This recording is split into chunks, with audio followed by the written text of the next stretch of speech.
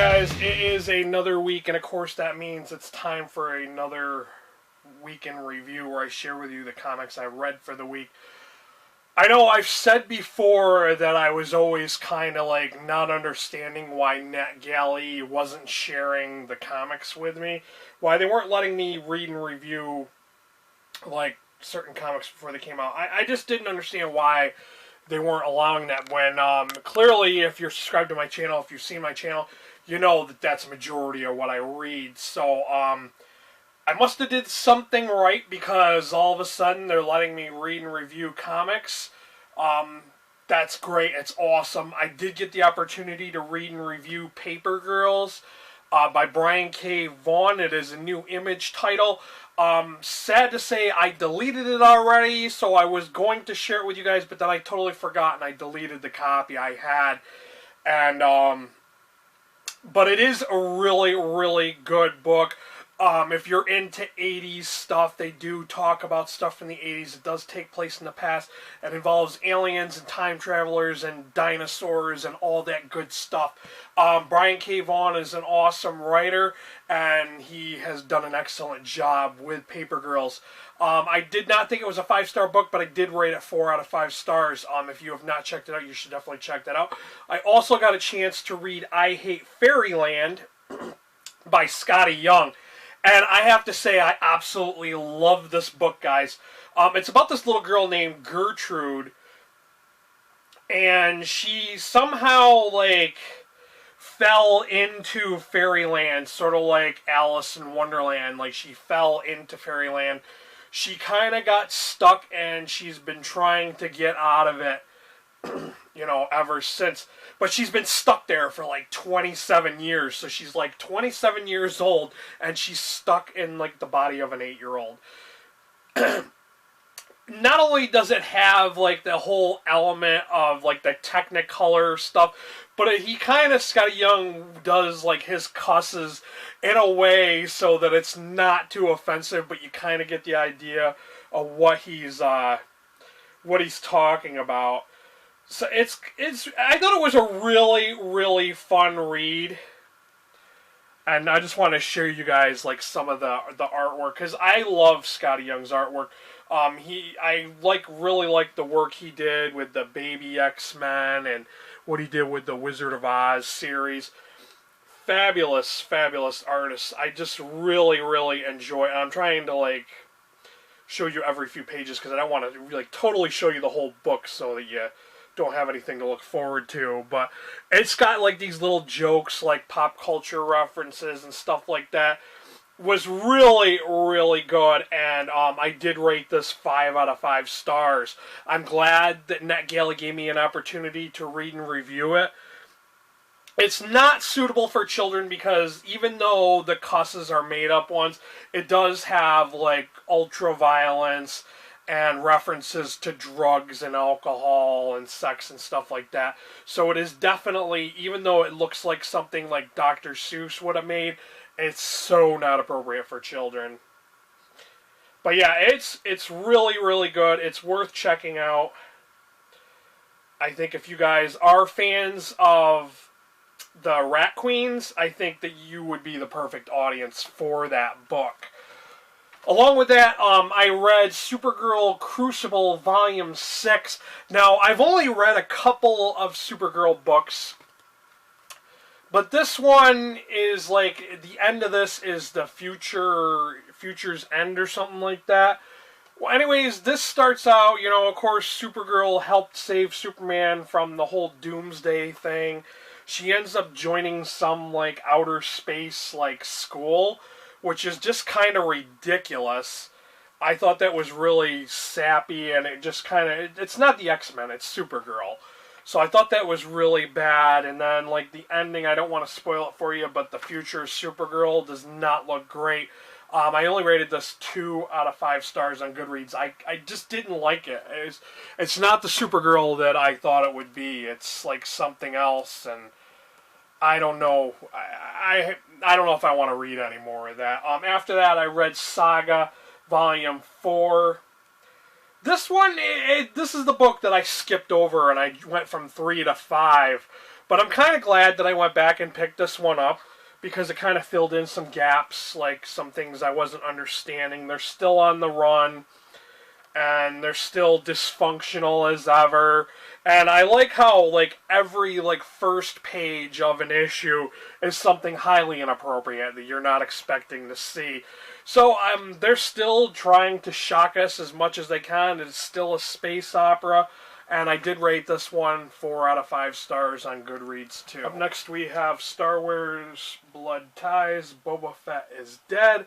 I don't know if this is going to be an ongoing series, the Blood Ties thing, or if it was just a one-shot. I know that it does collect issues 1 through 4 of this title. Anyways, it's called Blood Ties because it has to do with people that are related to Boba Fett. And I know if you're kind of a casual Star Wars fan and you thought that Boba Fett had died in Return of Jedi, I hate to break it to you, but he survived somehow. I don't know how. I haven't read that issue of any Star Wars comic or novelization to figure out how he survived.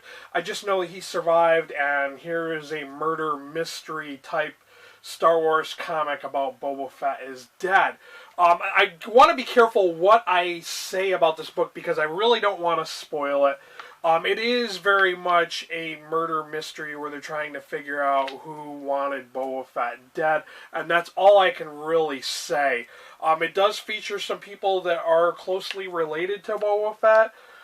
At times, this is one of my big issues with digital artwork, is sometimes the artwork just look like very minimal, kind of almost like they really kind of rush through it, and it doesn't really look that good at times. Sometimes they look fabulous, they look really good, and then other times they're kind of hastily done, like smudges.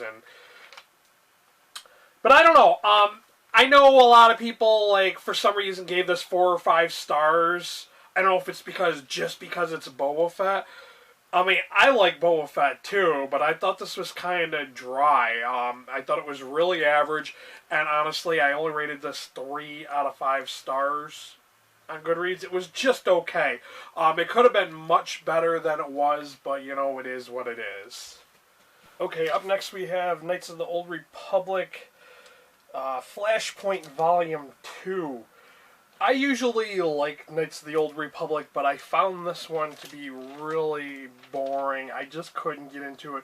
It's about this Jedi who is traveling with a random, like, ship full of aliens, and they're kind of swindling miners out of stuff, and they meet up with Mandalorians who are trying to capture Jedis. So it was just kind of, and like there was this doctor who was examining, like, you know, dissecting Jedis, and it was kind of weird because he wore his helmet and armor all the time, which I kind of found stupid because, like, is some doctor really going to be wearing that stuff all the time? So I will admit I only gave this a 2 out of 5 stars. It was just okay. I didn't like it. It was not that good. After that, Dark Horse, Book of Witchcraft. I was kind of hoping that this was going to be a book of short stories. I was really disappointed because it's really just a sampler of the different comics that Dark Horse has to offer, and it's not even full short stories. It's like it's a little bit here and there, different stories. Some of them I'm not even sure where they're from because they don't tell you in the back of this.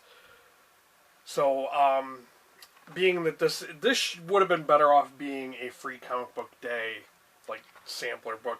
I don't know why they would waste, you know, their time printing this in hardcover and then charging like $14.95 for it because it was pretty bad. I only rated this one 2 out of 5 stars too.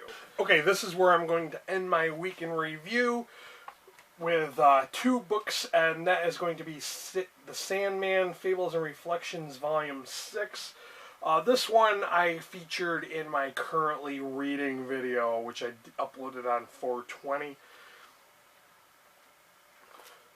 basically, this one was quite interesting, and I've said many times before, sometimes these Sandman books are really good. Like, for instance, this one story was about this guy who the Sandman inspired to call himself the Emperor of the United States. There was another story about the Roman Emperor Augustus and how his dream inspired him to do something once a year. I won't say what it was, but I thought that was a really interesting story.